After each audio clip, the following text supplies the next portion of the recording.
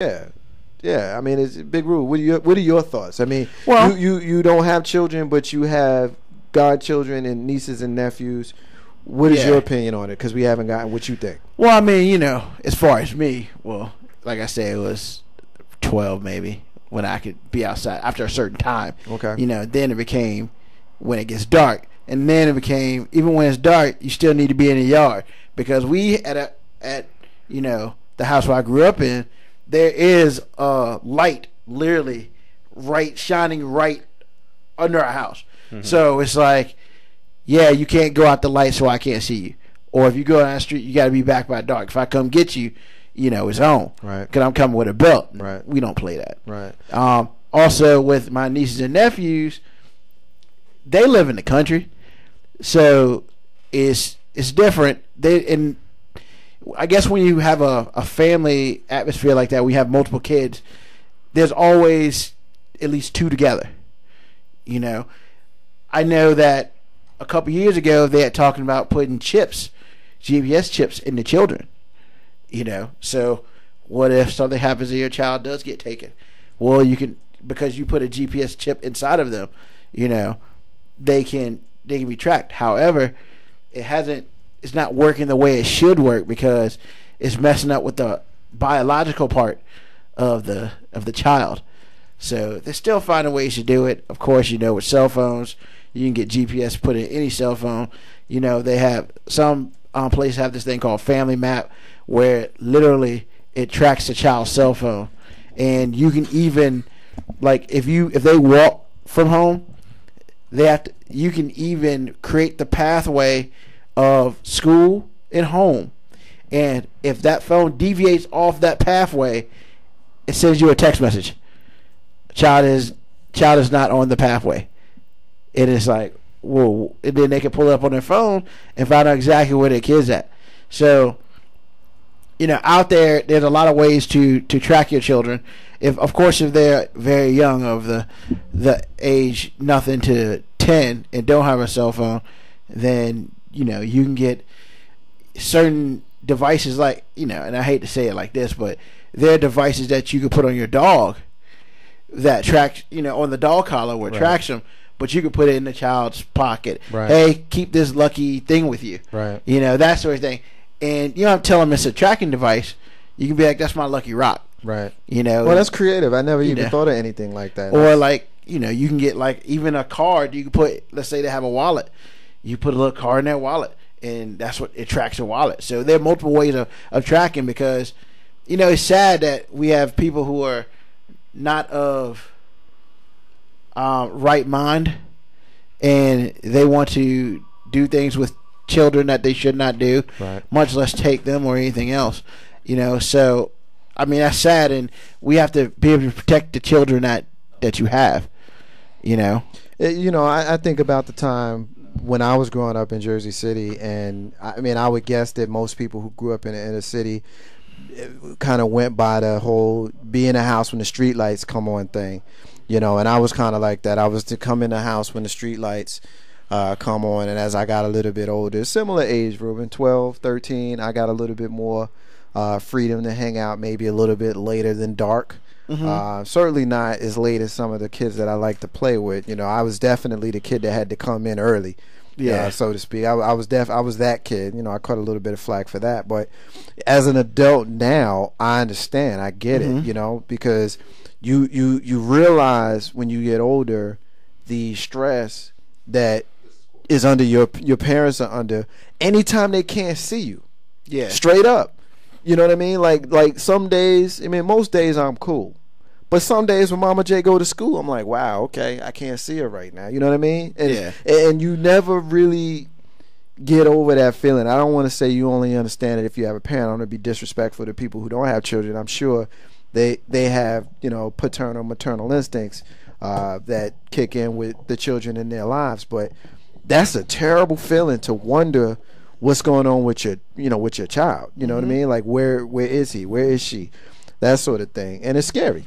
It's scary. Yeah. And we appreciate any feedback that you guys may have. 804-447-0601. 804-447 0601. Hit us up on the Facebook page with your opinions or comments.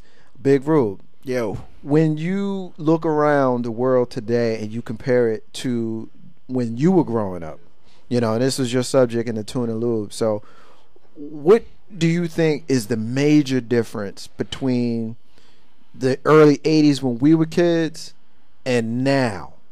You know what I mean? Like, what do you think? I mean, because we know that they were missing children. Obviously, we talked about E10 Pats. Yeah. But what do you think was the major difference? I guess my thing is the lack of respect for parents, or the lack of respect that parents have for themselves and their children. Right. Now, not all parents, because not all parents are bad. Right. But there are a lot of kids killing kids these days. Right. And there weren't a lot of kids killing kids when we were growing up. Right. If you were out at night after 9 o'clock, I mean, what's wrong with your parents? Right. You can call somebody's parent up. Yo, your kid's still out, or somebody's parents will call your house. Yeah. Is my son still up there? Right. Yeah. Will you tell him to bring his butt home? Right. Stuff like that. There's just no respect for the parental units anymore. Right. And that's funny I say that. I mean, it's well, there was a breakdown somewhere. I don't know that I have the right answer as to where that breakdown was, why there's been a breakdown. Unfortunately, I'm of the age where I'm experiencing it.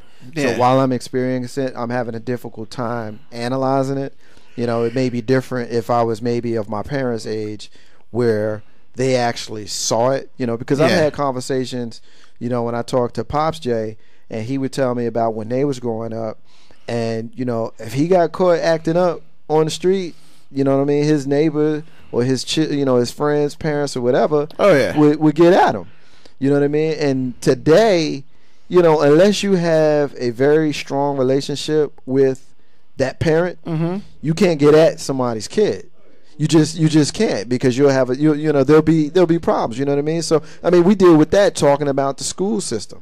You know what I mean? We talk about how if you say something wrong to someone's child in a classroom, the parent will snap. And I know that's a little bit off the subject, but it speaks to the point I'm making, that if I see your child in the street after hours and I ask him or her, what you doing in the street after hours, he might give me the look and go home and tell his mother that I said something cross to him, and next thing you know, there's a problem between us. So that kind of speaks to the breakdown that we talked about earlier, where we don't take care of each other like we used to. Correct. And the village has broken down.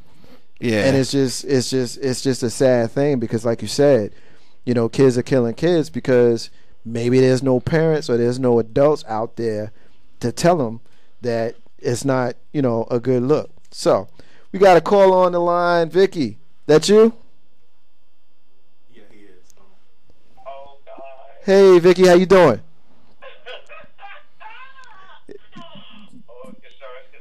Listen, everybody, that's K-Dub's mom, Vicky. How you doing? It's good to talk to you. I haven't talked to you in a long time. How you doing? No, I know. You, oh, my goodness, I was hearing you in the background, and that is like so true. Yeah, well, you on the air, and tell us your thoughts, because we got a mom. We got a mom on the air. Tell us your thoughts on the subject. That was like the same thing when I was coming up.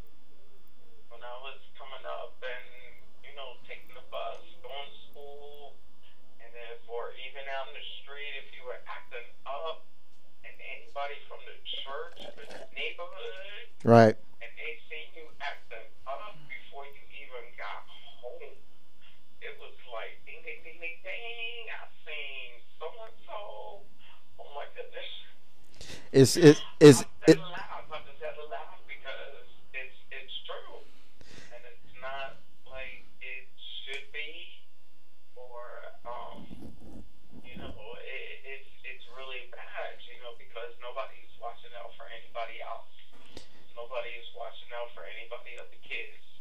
And even though I'm over here in Queens and I see different things going on in certain neighborhoods because of where I work and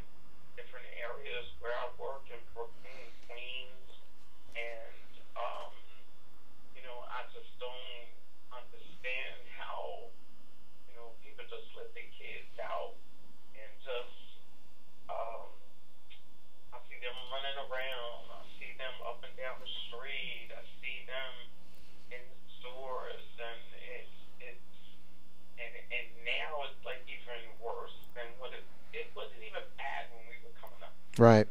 You know, it wasn't even bad when we were coming up because, you know, the people in the church, the people in the neighborhood, and, you know, everybody watched out for anybody. Would have said the village, you know, like Clinton was talking about.